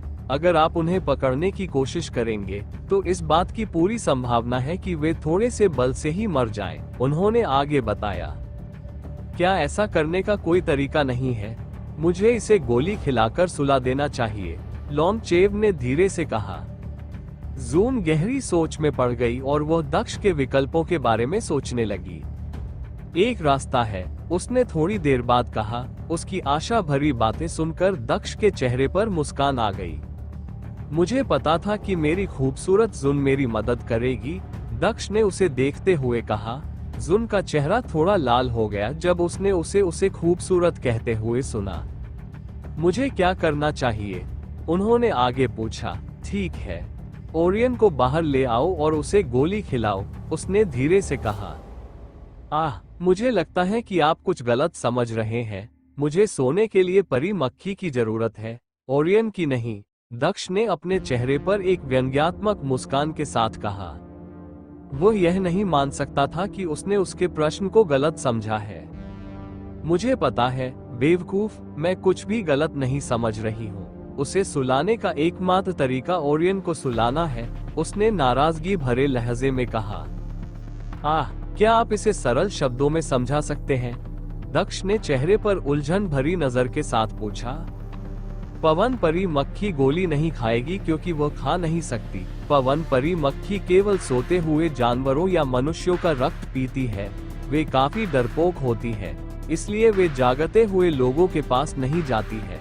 उनकी तेज इंद्रियां उन्हें वास्तव में सोने वालों और दिखावा करने वालों के बीच अंतर करने में मदद करती है। ओह, मुझे लगता है कि मैं आपका मतलब समझ गया हूँ। नींद की दवा ओरियन के अंदर होगी जब वह गोली खा लेगा, और जब परी मक्खी उसका रक्त पिएगी तो वो उसके शरीर में प्रवेश कर जाएगी। हाँ, आप केवल ओरियन का उपयोग कर सकते हैं, क्योंकि हम नहीं जानते कि बर्फ का रक्त गोली के काम को कितना प्रभावित कर सकता है। जहाँ तक कैटी की बात है, वह भी बाहर नहीं खा सकता। दूसरी ओर, आप इसे खा सकते हैं, लेकिन आपके विशेष रक्त वंश के कारण मुझे नहीं लगता कि यह कमजोर गोली आप पर असर करेगी। अब केवल ओरियन ही बचता है। ये बात तो सही है, मैं वैसा ही करूंगा जैसा आपने कहा। ओरियन, दक्ष ने धीरे से कहा, जब उसने अपनी चेतना का उपयोग करके अपने प्राचीन वलय के पशु क्षेत्र के अंदर ओरियन को बुलाया। ओरान ने उसकी पुकार सुनी और तुरंत रिंग से बाहर आ गया। अरे दोस्त, मैं चाहता हूँ कि तुम ये गोली खाओ, ये हानिकारक नहीं है, लेकिन ये तुम्हें कुछ घंटों के लिए सोने में मदद करेगी, दक्ष ने ओरियन की ओर हाथ बढ़ाते हुए कहा। हालांकि दक्ष जानता था कि भले ही वह गोली के बारे में न भी बताए, लेकिन जब तक वह कहता रहेगा, ओरियन बिना किसी हिचकिचाहट के उसे खा लेगी। लेकिन फिर भी उसने ओरियन को समझाने का फैसला किया। ओरान धीमे कदमों से आगे बढ़ा और अपने हाथ में रखी गोली खा ली। गोली का असर दिखने में करीब 5 मिनट का समय लगा। ओरियन सो गया। धन्यवाद दोस्त, दक्ष ने कहा। वह पीछे हट गया और अपने और ओरान के बीच कुछ दूरी बना ली। वह नहीं चाहता था कि पवन जुगनू उसकी उपस्थिति के कारण हिचकिचाए। परी मक्खी ने लगभग आधे घंटे तक ओरियन को अनदेखा किया और अपनी मूल स्थिति में ही उड़ती रही। थोड़ी देर बाद वो अंततः ओरियन की ओर उड़ने लगी। वो उसकी पीठ पर उतरा और अपना सुई जैसा मुंह ओरियन के मांस में घुसाकर रक्त पीना शुरू कर दिया। उसने कुछ सेकंड तक ही रक्त पिया और फिर उसका पेट भर गया। पवन परी मक्खी वापस अपने मूल स्थान पर उड़ गई। 10 मिनट से अधिक समय बीत गया, लेकिन परी मक्खी बिना किसी विशेष अंतर के उड़ती रही। इस पर अभी तक कोई असर क्यों नहीं हुआ?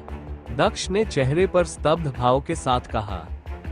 ये काम करेगा, थोड़ा और इंतजार करो, रक्त को संसाधित करने में उन्हें समय लगता है, जुन ने सहजता से उत्तर दिया।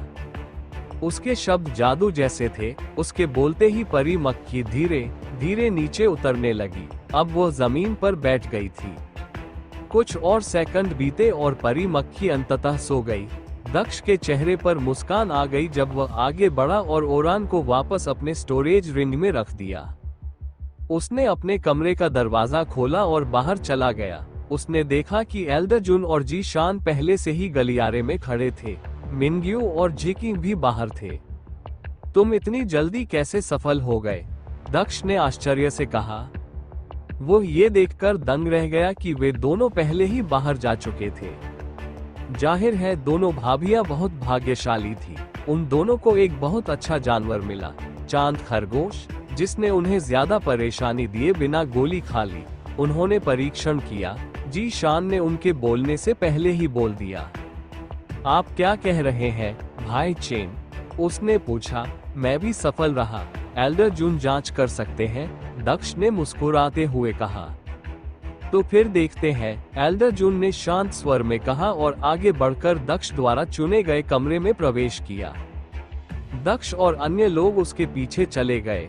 भाई चेन, जानवर कहाँ है? जी शान ने आश्चर्य से कहा, क्योंकि उसे अंदर किसी भी जानवर को देखना मुश्किल लग रहा था। दूसरी ओर एल्डर जून ने इसे आसानी से नोटिस कर लिया। वह कोने की ओर चला गया और पवन परी मक्खी को धीरे से अपने हाथ में उठा लिया और उसे देखने लगा। परी मक्खी को छूने से कोई आपातकालीन स्थिति का संकेत नहीं मिला। तुमने ये कैसे किया? उसने अपने चेहरे पर संदिग्ध भाव के साथ पूछा। ये सब एल्डर जून द्वारा दी गई गोली की बदौलत है, दक्ष ने जवाब दिया। झूठ बोलना बंद करो। परी मक्खी गोली भी नहीं खा सकती और उसे इंसानों पर भी भरोसा नहीं है। तुमने ये कैसे किया? मैं झूठ नहीं बोल रहा हूँ एल्डर, यह आपकी गोली के असर के कारण सो रहा है, दक्ष ने मुस्कुराते हुए जवाब दिया। ठीक है, तो मुझे बताओ कि तुमने उसे गोली कैसे खिलाई? एल्डर जून ने चेहरे पर संदिग्ध भाव लाते हुए पूछा। सरल है, ये ज्ञात है कि परी मक्खी सोते हुए मनुष्यों और जानवरों का रक्त पीती है। मैंने उस ज्ञान का अपने लाभ के लिए उपयोग किया, दक्ष ने कहा। एल्डर जून के चेहरे पर भाव बदल गए, मानो उन्हें यह एहसास हो गया हो। क्या इसका मतलब ये है कि आप? उसने धीरे से कहा। हाँ, मैंने गोली खा ली और सो गया। हालांकि मुझे नहीं पता कि उसके बाद क्या हुआ, लेकिन ये स्पष्ट है कि परी मक्खी ने मेरा रक्त पी लिया और सो गई, दक्ष ने एल्डर जून की बात पूरी करते हुए कहा। अद्भुत, बहुत ही अद्भुत। मैं आपके ज्ञान से काफी प्रभावित हूँ। युवा, बहुत से लोग पवन जुगनू या उसकी आदतों के बारे में नहीं जानते, लेकिन आप जानते थे। यह आपका अस्थायी शिष्य बैज है, इसे संभाल कर रखें। मुझे यकीन है कि अगर आप संप्रदाय में रहेंगे तो आप महान ऊंचाइयों तक पहुंचेंगे। मैं अगले कुछ दिनों में शिष्य पदोन्नति परीक्षाओं में आपके प्रदर्शन की प्रतीक्षा कर रहा हूँ। एल्डर जून लगातार दक्ष की तो दोस्तों, आखिर कहानी में आगे क्या होगा, यह जानने के लिए नॉवेल ऑफ किंग चैनल को सब्सक्राइब करें। और अगर कहानी आप सभी को पसंद आए तो वीडियो को लाइक, कमेंट और शेयर जरूर करें। आपके एक कमेंट और लाइक से हमें स्टोरी वीडियो बनाने के लिए मोटिवेट मिलता है। धन्यवाद। तारीफ करते रहे। उन्हें ऐसे लोग पसंद हैं जिन्हें जानवरों के बारे में जानकारी है, और उन्होंने पाया कि दक्ष भी ऐसे ही है। उन्होंने तुरंत अस्थायी शिष्य का बैज उन्हें सौंप दिया। मिनग्यू और अन्य लोगों को पहले ही उनके बैज मिल चुके थे। मेरे साथ आओ, मैं तुम्हें किसी से मिलवाता हूँ। वो तुम्हारे रहने का इंतजाम कर देगा। चूंकि आप केवल एक अस्थायी शिष्य है, इसलिए आपके पास अधिकांश शिष्यों के समान अधिकार नहीं होंगे, जैसे कौशल हॉल से कौशल चुनना, लेकिन आप शिक्षकों की कक्षाओं में भाग ले सकते हैं। एल्डर जून आगे चलते रहे और अन्य लोग उनके पीछे चलते रहे। थोड़ी दूर चलने के बाद एल्डर जून एक सुंदर दिखने वाली इमारत के सामने रुके। मैं दंड देने वाला एल्डर हूँ और ये दंड देने वाला हॉल है। अगर आपको संप्रदाय में कोई समस्या है तो आप मेरे पास आ सकते हैं, एल्डर जून ने इमारत की ओर इशारा करते हुए कहा। एल्डर जून, मुझे आपका संदेश मिल गया। क्या मैंने कुछ गलत किया? मैं कसम खाता हूँ कि सिचुआन ने आपसे जो कुछ भी कहा वह कभी नहीं हुआ। मैंने उसे नहीं पीटा। उसे प्रशिक्षण के दौरान एक जंगली जानवर ने पीटा था। मैंने केवल उसे बचाया था। एक चिंतित सी दिखने वाली लड़की दौड़ती हुई आई और एल्डर जून के पास रुकी। वह जोर जोर से सांस ले रही थी, लेकिन उसने बोलना बंद नहीं किया। लड़की की उम्र मुश्किल से 20 साल की लग रही थी। वह काफी लंबी थी। उसकी लंबाई शायद 5 फीट 10 इंच थी, जो उसे मिंग्यू और झिकिंग से भी लंबी बनाती थी। उसने एक टाइट लाल ड्रेस पहनी हुई थी जो उसके कर्व्स को पूरी तरह से उभार रही थी। ड्रेस से इतने कसकर लिपटे होने पर उसके बड़े और भी खतरनाक लग रहे थे। दक्ष को उसकी चोटियों की एक झलक दिख गई। उस आकृति ने शायद उस ड्रेस के अंदर कुछ भी नहीं पहना था। दक्ष ने चुपके से कुछ नजरें चुराई, लेकिन उसने इसे ज्यादा जाहिर नहीं होने दिया। तुम कभी नहीं सीख सकते, उसने अपने मन में जून की व्यंग्यात्मक आवाज सुनी। उसका चेहरा हल्का लाल हो गया, लेकिन उसने कोई जवाब नहीं दिया। चुप रहो, मैंने तुम्हें यहाँ इसीलिए नहीं बुलाया है। मैं चाहता हूँ कि तुम इन लोगों को यहाँ दिखाओ। एल्डर जून ने लड़की की ओर देखा और उससे कहा, वे हमारे पशु हॉल के नए अस्थायी शिष्य हैं। उन्हें चारों ओर दिखाएं और उन्हें संप्रदाय और उसके नियमों के बारे में सामान्य ज्ञान सिखाएं। उसके बाद उन्हें अस्थायी शिष्य क्वार्टर में ले जाएं। उन्होंने आगे कहा और दक्ष और अन्य लोगों की ओर इशारा किया। लड़की निश्चिंत दिखी क्योंकि उसे पता चला कि एल्डर जून ने उसे दंड देने के लिए नहीं बुलाया था। लेकिन एल्डर जून, मुझे कुछ और जरूरी काम करना है। मैं इसे करने के लिए किसी और को बुला लूंगी।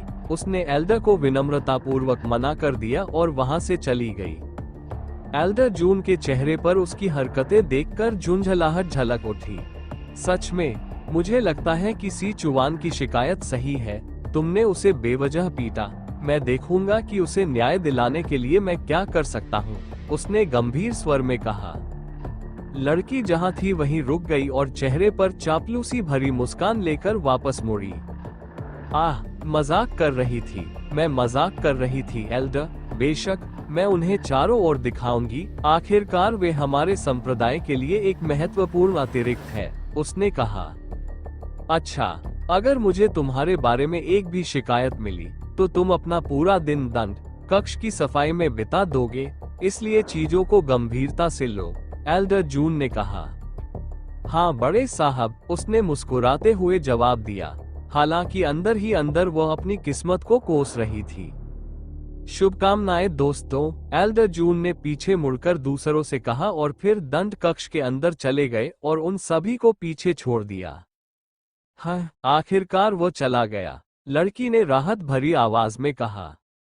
उसने दक्ष और अन्य लोगों की ओर देखा। तो मुझे आप लोगों को ये जगह दिखानी है।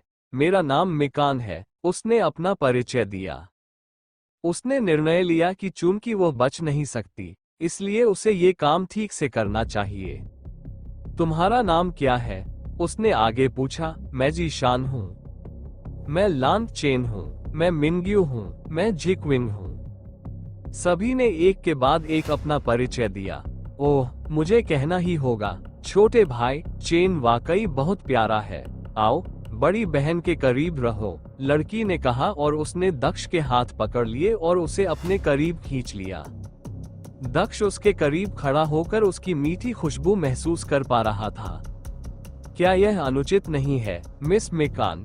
झिकविंग ने झुंझलाहट भरे स्वर में कहा। वास्तव में मिनग्यू और झिकविंग दोनों ही काफी परेशान दिख रहे थे, लेकिन झिकविंग ने पहले बोलने का अवसर लिया। ये ठीक है ना? ऐसा नहीं लगता कि उसे कोई आपत्ति है। वैसे भी तुम उसकी परवाह क्यों करती हो? उसने अपने खूबसूरत चेहरे पर एक मनोरंजक मुस्कान के साथ पूछा।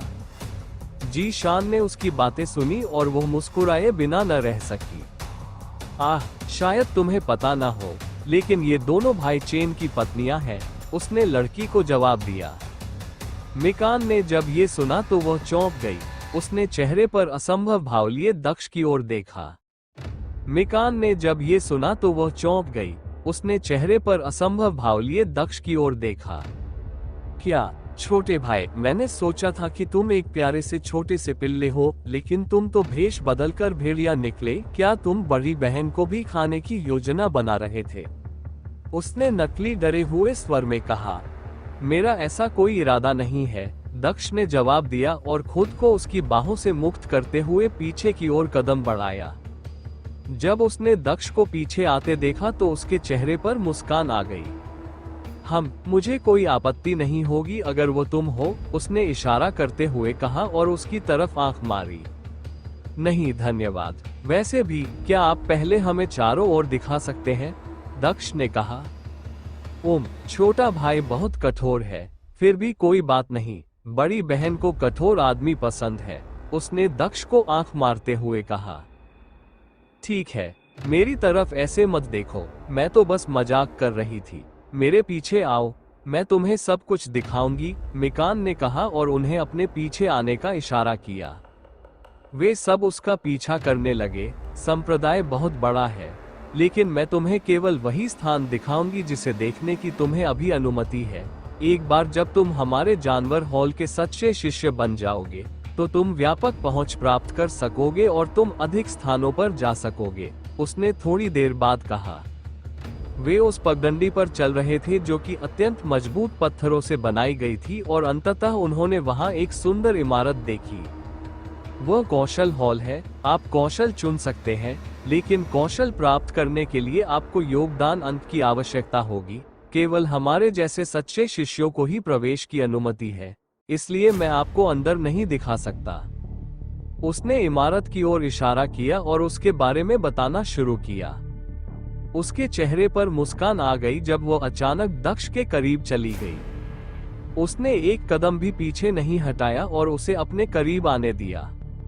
ओह ठीक है छोटे भाई, तुम्हें पता है कि कौशल हॉल के प्रभारी बड़े आदमी वास्तव में बहुत आकर्षक है, बस तुम्हें बता रही हूँ, अगर तुम चौथी पत्नी चाहते हो, उसने उसके कान में फुसफुसाया। चौथा? दक्ष ने चेहरे पर संदेह भरी नजर से कहा। हाँ, वह तुम्हारी चौथी होगी, मैं तीसरी पर हूँ, है ना? उसने कामुक लहजे में कहा। दक्ष अपने कानों में उसकी गर्म सांसों को महसूस कर पा रहा था, लेकिन उसने अपने हाव भाव को कम नहीं होने दिया। चलो अपनी यात्रा जारी रखें, वो हल्के से हंसी और पीछे हट गई। वह राक्षसी, दक्ष ने चेहरे पर एक व्यंग्यपूर्ण मुस्कान के साथ सोचा और दूसरों के साथ उसका पीछा करने लगा। उसने ज़ीकिंग और मिंग्यू के चेहरे पर भाव देखने की भी हिम्मत नहीं की, क्योंकि वह पहले से ही इसका अनुमान लगा सकता था। वे 10 मिनट तक चले, तब जाकर उन्हें एक दीवार दिखाई दी। दीवार काफी ऊंची और बहुत लंबी थी। दक्ष ये सोचे बिना नहीं रह सका कि उस दीवार के पीछे क्या है। उस दीवार के पीछे प्रशिक्षण क्षेत्र है। हम जानवरों को प्रशिक्षित करने वाले लोग वहां अपने पालतू जानवरों के साथ द्वंद्व युद्ध करते हैं। तुम वहां भी नहीं जा सकते। तुम्हें प्रवेश की अनुमति तभी मिलेगी जब तुम एक सच्चे शिष्य बन जाओगे, उसने समझाया। क्या कोई ऐसी जगह है जहां हम प्रवेश कर सकें? दक्ष ने चेहरे पर व्यंग्यात्मक मुस्कान के साथ पूछा। वो कुछ थक गया था, क्योंकि उसने सुना था कि वह बार बार प्रवेश नहीं कर सकता। इतना उत्सुक मत हो छोटे भाई, ऐसी जगह भी है, मेरे साथ आओ, मिकान ने चेहरे पर मुस्कान के साथ कहा। वे आगे बढ़े और एक गुंबदनुमा संरचना के सामने रुक गए। यही वो जगह है जहां कक्षाएं आयोजित की जाती है। आप वहां जाकर सुबह 9 बजे से दोपहर 12 बजे तक कक्षाएं सुन सकते हैं। कक्षाएं साधना से लेकर वश में करने तक के विभिन्न विषयों पर आयोजित की जाती है, उसने दक्ष और अन्य लोगों की ओर देखते हुए बताया। क्या वो स्थान वास्तव में बीस्ट हॉल के हजारों शिष्यों का घर हो सकता है? जी शान ने पूछा। उसे उसकी बातें काफी संदिग्ध लगी। सिर्फ 10,000 लोग नहीं, उस जगह पर 500,000 शिष्य आसानी से रह सकते हैं।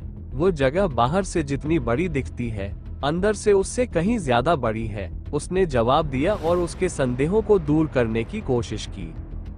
आप सुबह यहाँ आकर खुद देख सकते हैं। चलो चलें। वापस जाने से पहले आपको दिखाने के लिए एक जगह है, उसने हल्की मुस्कान के साथ कहा और फिर से चलने लगी। इस बार उन्हें अपने गंतव्य तक पहुंचने से पहले आधे घंटे तक चलना पड़ा। यह एक जंगल जैसा लग रहा था जिसमें हम अपनी दृष्टि की सीमा तक फैले हुए थे।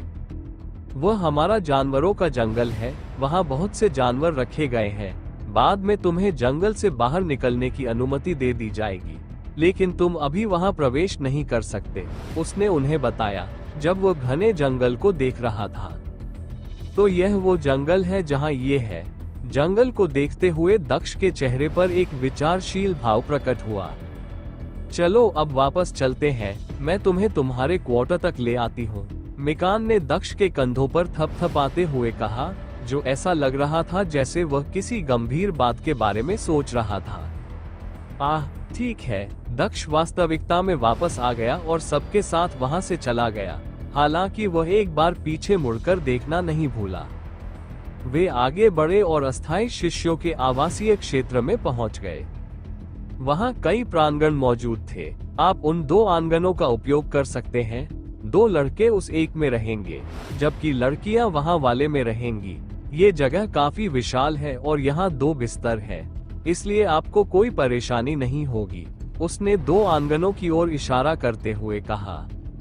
ऐसा लग रहा था कि ज़ीक्विन कुछ कहना चाहती थी, लेकिन उसके पहले ही मिकान बोल पड़ा। मैं जानती हूँ कि तुम क्या पूछना चाहती हो, और इसका जवाब है नहीं। तुम अपने पति के साथ नहीं रह सकती। अगर तुम शादीशुदा भी हो तो भी तुम उसके साथ नहीं रह सकती, ये नियम है, उसने कहा। ठीक है दोस्तों, मेरा काम पूरा हो गया है, अब मैं चलता हूँ, मिकन ने आगे कहा। मैं तुम्हें फिर मिलूंगी छोटे भाई। वह आगे बढ़ी और जाने से पहले दक्ष के गालों को, हमें ऐसे समय का पालन करने की आवश्यकता नहीं है ना?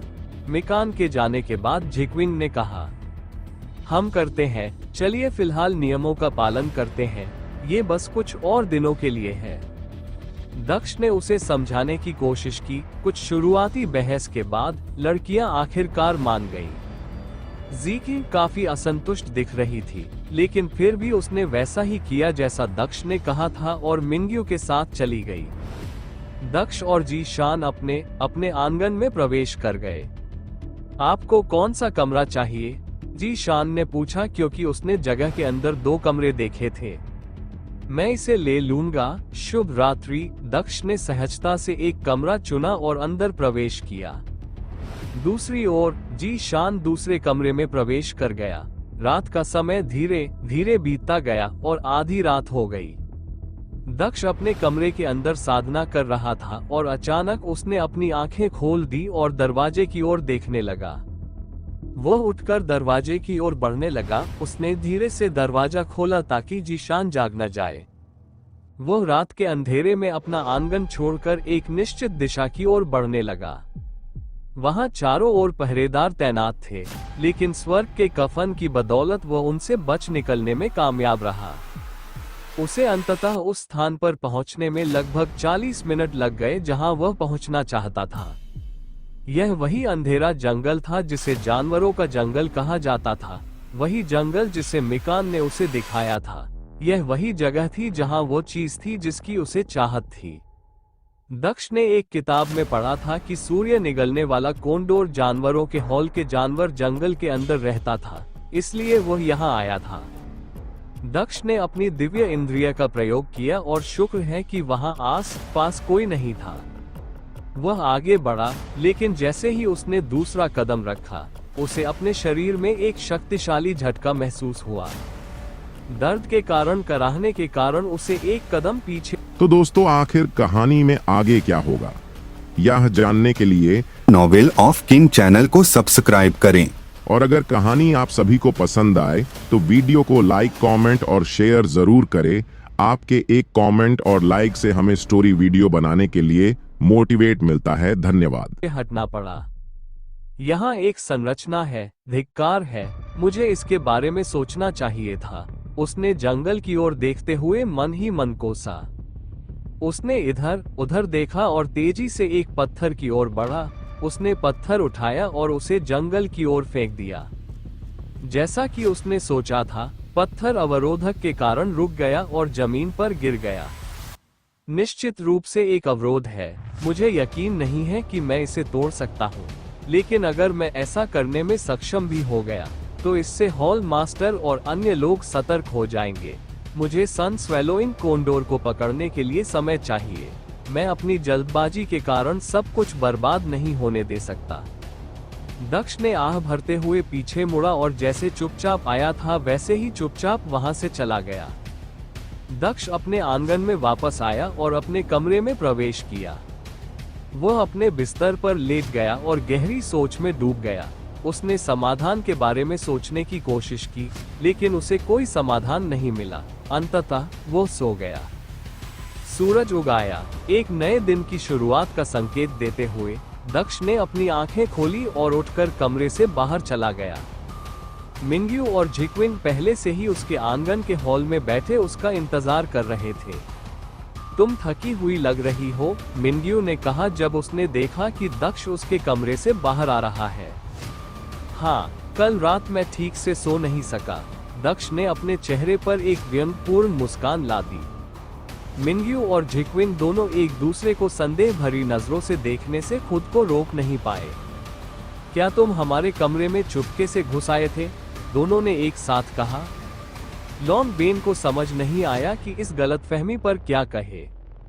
मैं ऐसा नहीं था, मैं बस एक समस्या के बारे में सोच रहा था और सो नहीं पा रहा था, दक्ष ने कहा।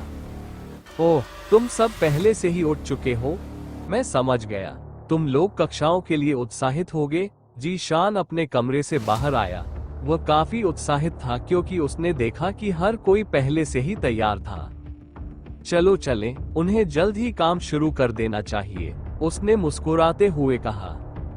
चलो चलें, मैं भी कुछ बातें पूछना चाहता हूँ, दक्ष ने चेहरे पर एक विचारशील भाव के साथ कहा। वे सब उठकर वहां से चले गए। जैसे ही वे अपने आंगन से बाहर निकले, उन्होंने देखा कि पास के आंगनों से काफी लोग बाहर आ रहे हैं। वे भी अस्थायी शिष्य ही होंगे, जी शान ने दूसरों को देखते ही कहा। ऐसा लगता है, दक्ष ने जवाब दिया।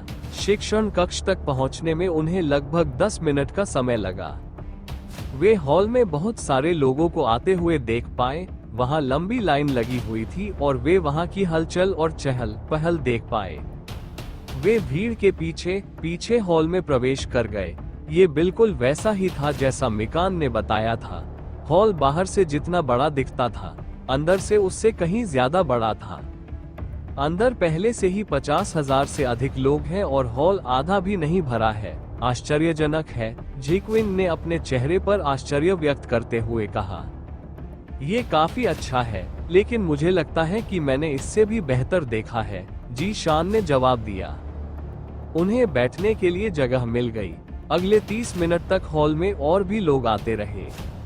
सुबह के ठीक 9 बजे थे जब हॉल का दरवाजा बंद कर दिया गया। अब किसी को भी अंदर जाने की इजाजत नहीं थी। जैसे ही दक्ष सोच रहा था कि शिक्षक कहाँ है, दूसरा दरवाजा खुला और एक महिला हॉल में दाखिल हुई। महिला ने लाल रंग की पोशाक पहन रखी थी जो उसके टखनों तक आती थी तथा उसने काले रंग का लबादा पहन रखा था जिस पर बीस्ट हॉल का प्रतीक बना हुआ था।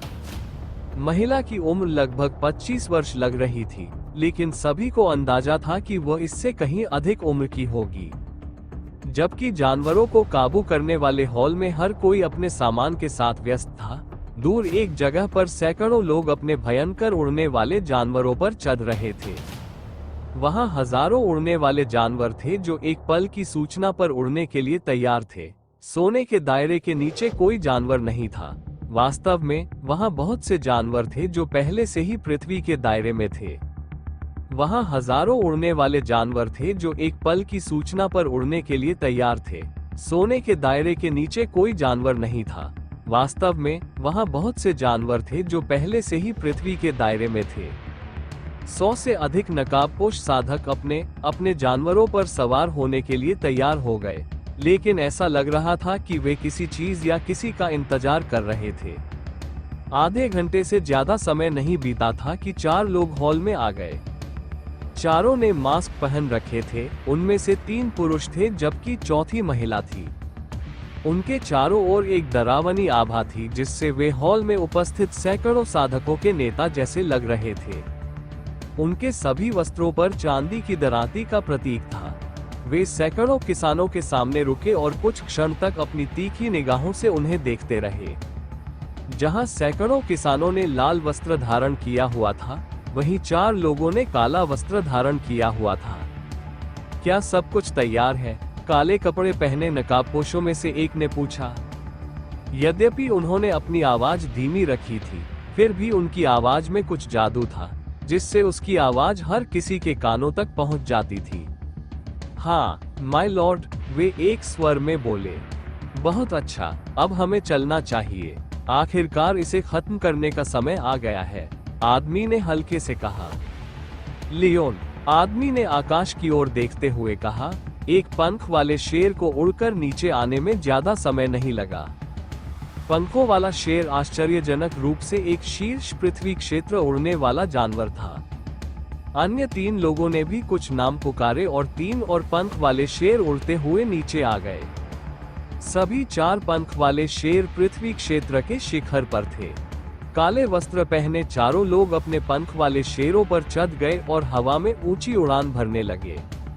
लाल वस्त्र पहने सैकड़ों साधक भी अपने उड़ने वाले पशुओं पर सवार होकर हवा में उड़े। दक्ष बड़े हॉल में बैठा था जब एक महिला अंदर आई। महिला ने लाल रंग की पोशाक पहन रखी थी जो उसके टखनों तक आती थी, तथा उसने काले रंग का लबादा पहन रखा था जिस पर बीस्ट हॉल का प्रतीक बना हुआ था।